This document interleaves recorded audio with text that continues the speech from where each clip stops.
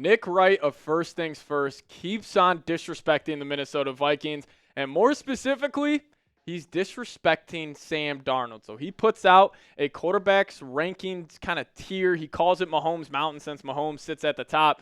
But Nick Wright, he had Sam Darnold all the way down here, and he actually dropped him on his tiers list after this last performance. But before we dive into that, guys, if you guys believe in Sam Darnold, like today's video. A lot of big media heads are putting Darnold on pumpkin watch, saying that he is going to eventually implode and this Vikings team is going to fall off a cliff. I disagree. If you guys agree with me and disagree with Nick Wright here, and you believe in Sam Darnold, hit that thumbs up icon. All right, let's talk about it. So this was the Mahomes Mountain that Nick Wright put out there. He had Mahomes at the top, Lamar and Burrow on the second tier. Then he had Stroud, Jaden Daniels, Josh Allen, Kirk Cousins, Baker, Goff, Dak, Geno, Stafford, Caleb, Kyler, Herbert, Love, Purdy, all ahead of Sam Darnold. Well, let's see what Nick Wright had to say. So he says, Sam Darnold, we are watching you, buddy. First off, don't disrespect Sam by calling him buddy. But he says, we are watching for pumpkin mode. It is a rich tapestry. Here is the thing. First of all, I'm a little worried about Sam Darnold. I think his pumpkin mode is going to be accelerated because of the injury to his running back. And then Nick Wright proceeded to put this graphic up on screen. It was Sam Darnold's stats with Aaron Jones on the field and with Aaron Jones off the field. And I understand that the numbers don't lie, that Sam Darnold is definitely a worse quarterback without his starting running back. But same with most quarterbacks in the league if you're not named Mahomes. Like if you took Derrick Henry off the Ravens, I guarantee you Lamar Jackson would struggle. But the stats don't lie. You guys see them. Like completion percentage drops, yards per pass, touchdown interceptions, passer rating. They all go down when Aaron Jones is off the field. But I get to this. The goalpost keeps moving. Like the man is 5-0, second in touchdowns in the entire league. Like if you would have told Nick Wright before the season that Sam Darnold was going to be 5-0, 11 touchdowns, he's got 4 interceptions, like you would have said that, or he would have probably said that, yeah, I would have him at the top of my mountain. But the goalpost keeps on moving. And we can show the list again. Like the fact that he has the stones to put Caleb Williams, Kyler Murray, and I understand Justin Herbert, I would take him over Sam Darnold. But if we're just looking off this year, Justin Herbert is nowhere near the level of player this year that Sam Darnold has been. I love Geno Smith, but you can make the same argument for him that you're making for Sam Darnold. And this is a guy who's 3-2. I just don't get it. Brock Purdy, he's got him ahead of him. Let's just look here real quick. Purdy, Love. Darnold beat both of them. Played great in both those games. C.J. Stroud, got him all the way up here. He beat him as well. Obviously, quarterback wins is not the end-all, be-all when evaluating quarterbacks. But the real ones that bother me here is Caleb Williams, Kyler, and Geno. Like, Geno is the same thing. If you want to talk about rich tapestry, let's talk about Geno Smith. Before he got to Seattle, he was in the same position that Darnold was in. And Darnold this season has been awesome. Like the Vikings, this is the starting quarterback for a team. This is the starting quarterback that has led his team to averaging the 6th most points per game in the NFL without Addison for 2 games, without Hawkinson for all 5 games. You took Kelsey away from Mahomes. I guarantee you he would struggle way more than he has. Yards per pass, 5th. Passing touchdowns, tied for 2nd with Baker. Passer rating, 5th in the entire National Football League. And thinking about Nick Wright here, the diehard Chiefs fan he is, this is a thought I had, and this is a little bold prediction. What if the Minnesota Vikings and the Kansas City Chiefs square off in the Super Bowl? And what if the Chiefs roll in that game undefeated? They got a chance to be the first undefeated team in NFL history. They got a chance to be the first team ever to three-peat in the league.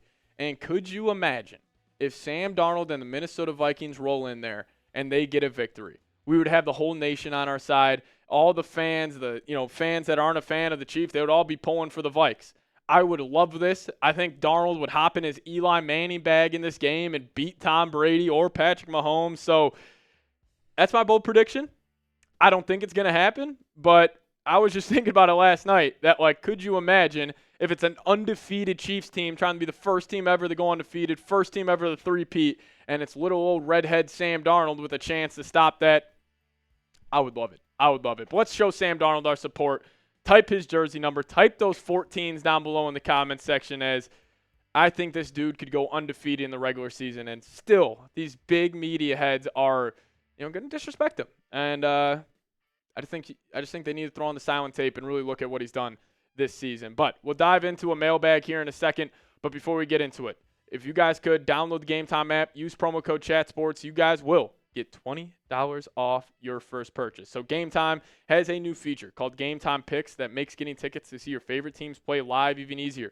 Game Time Picks filters out the fluff to show you only incredible deals on great seats, so you don't have to waste time searching through thousands of tickets. And with a big-time game against the Detroit Lions this next weekend in US Bank Stadium, tickets are over $300. If you guys want to make those a little more affordable and haven't used promo code ChatSports on your first purchase, get hooked up. You guys could get a free beer at the game necessarily with getting those $20 off. I also love the Views from Your Seat feature, which gets you a panoramic view from your seat in the app before you even buy the ticket. So download the Game Time app today, create an account, and use code ChatSports for $20 off your first purchase.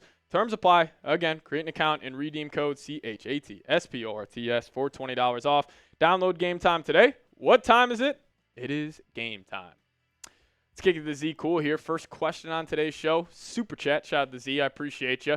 Saying, what topics would you address if you were KOC during this bye week? So I think I would first off start with getting Jordan Addison the ball more. I think that's something they could do. You could also bench Ed Ingram. Again, I'm not saying the Vikings got to make drastic changes during the bye week, but if we want to win a Super Bowl here, you got to look at getting better on the margins and getting a guy like Addison the ball more. Maybe you bring in another running back if, Aaron Jones is out for multiple months. There are ways you can improve this roster even since you're 5-0. Just because you're 5-0 doesn't mean you have to settle. Be aggressive. You got the trade deadline coming up. You will have a chance to truly do something special this season. You can't get comfortable. You can't get complacent. So, Z Cool, I appreciate you, but I would start off by getting Jordan Addison the ball more. Lefty coming in with a 5 saying, pluck Dalvin Cook off the Cowboys practice squad. Cheapest option, but Latavius isn't a bad choice either. So out of Dalvin Cook and Latavius, I would lean Latavius Murray. I think he's a better goal line back in comparison to Dalvin Cook, where I think Dalvin Cook is honestly a poor man's Aaron Jones at this point. He doesn't have the same burst. He doesn't have the same jump cut ability. So I would lean Latavius, and I think there is a massive reason why Dalvin Cook is still on the practice squad. The Cowboys got Rico Dowell, Zeke Elliott. It's not like they got any big-time running backs. And the fact that Dalvin is still on that practice squad and they see him every day at practice, I think that kind of speaks to maybe how washed or cooked Dalvin Cook may actually be. But next question coming in from Purple Papa saying, can the Vikings go undefeated and win it all? They got a chance right now. I'll tell you what. You're undefeated. But no, that's not going to happen in the NFL. I think we've already seen it. The Vikings have, completely outplayed teams, and you still have a bad second half. And, the Niners almost got back in the football game. The Packers did. The Jets did. They all had chances to go win it late. So I just think eventually the Vikings, there'd be a fluky turnover. There'd be a fluky play where they would eventually lose the game. But I love your optimism, Purple Papa. I appreciate it. And Mac, what up? Saying getting an impactful would be awesome, but the Vikings haven't opened up Reisner's practice window. How about trading for an offensive guard? Yeah, they haven't opened up his practice window yet. I'm assuming they're going to do so next week, but I would like to bring in an offensive guard. Let's just say we get a report that Reisner's out for the year and Ed Ingram continues to struggle, then yeah, I would go try the trade for an interior offensive lineman, because I don't want it to come around where we're playing a game in late January, let's just say against the Niners or the Eagles or, one of these teams with an elite front seven. I would try to go get a big-time guard, because I'm not going to be able to live with myself, or, I'm sure Kwesi or Kevin O'Connell won't, where it's we're starting Ed Ingram. I don't know. I would definitely go make a move, but if I had to choose a player to trade for, it would be Jeffrey Simmons. But Harvey Buxton coming in saying, what players would you consider trading away to get some capital? Great question, Harvey. Obviously them starting 5-0, I can't see them trading away anyone, but last year they traded away Ezra Cleveland, which was a bit of a shocker, who, funny enough, Ezra Cleveland is the number 1 rated pass blocking guard in the league right now. That drove me crazy once I saw that. But players they could trade away, I actually can't really think of any. Maybe Brian Asamoah. I could see maybe him for a 6th, but that's really about it, Harvey. But again, I appreciate you.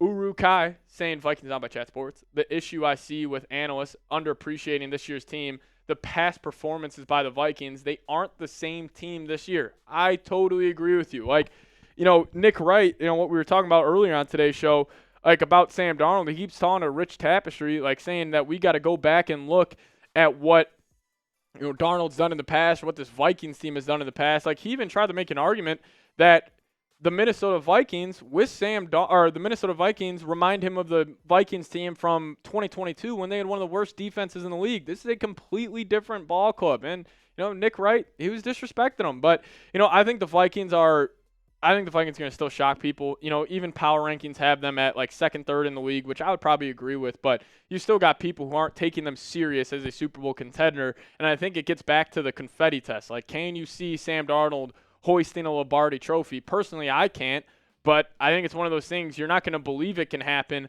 until it actually happens. But Richard Winter coming in saying, besides division opponents, which team do you think has the best chance of beating the Vikings this year? I'd probably go Rams on a Thursday night, week 8. You're going to play a physical, all-in type of football game against the Lions, and you're on a short week going to Los Angeles. Like, I could see that being a big-time trap game. Rams, they don't have a good record, but a big reason of that is because they've been hurt. Once they get Kupp, once they get Nakua back, that would be a very, very good football team that they would be playing. And, maybe another guy, like the Falcons scare me. I think they'll win that game, the Vikings, but still got Kirk in a revenge game. Kirk's a motivated guy. Like, that's a game I could see them dropping. Even like the Cardinals at home, like, Kyler making plays, like the Jags, like Trevor Lawrence. Even though Jags are a bad football team, they still got a very, very talented quarterback. But I got the Vikings going 14-3 then this season. DDDPPP saying, are the Packers overhyped? I don't get the Super Bowl hype. I don't know if they're overhyped. I just don't think they're on the same level with the Minnesota Vikings. I mean, obviously you go in the Lambeau and beat them. That should be enough to prove that to the common fan. But again, like Nick Wright had the Packers ahead of him in his latest tiers list. So I think the Packers could make the Super Bowl, but I just don't trust their defense enough. I don't trust their, even though they got a bunch of good weapons, they don't have a great weapon necessarily, even though Jaden Reed's look pretty damn good. But I do get the Packers hype. But I do think they are a little overhyped. But kicking the Rocky, last question, saying, what is Jeffrey Simmons' contract situation? It's pretty affordable. Right now, this upcoming year, he is on the books for, I believe, like $21 million. $21.6 million. So, the Vikings would have to restructure some contracts to make this work. But if you're getting Jeffrey Simmons for the next 4 years on those numbers, like, I'm taking that. That's one of the best defensive linemen in the league, and that would take this defense to a whole nother level. So, I think the Vikings can afford it. But we'll wait and see what happens at the deadline. But if you guys made it to the end of today's show, give me a SKOL down below in the comments section. Want to see where all the real ones are at. And if you guys type SKOL down below, I'll show you guys some extra love down there. And also give me a follow on Twitter. That's a handle right there, at Pat Sieps. We will see you guys next time. Thank you so much for watching. As always, SKOL Vikes.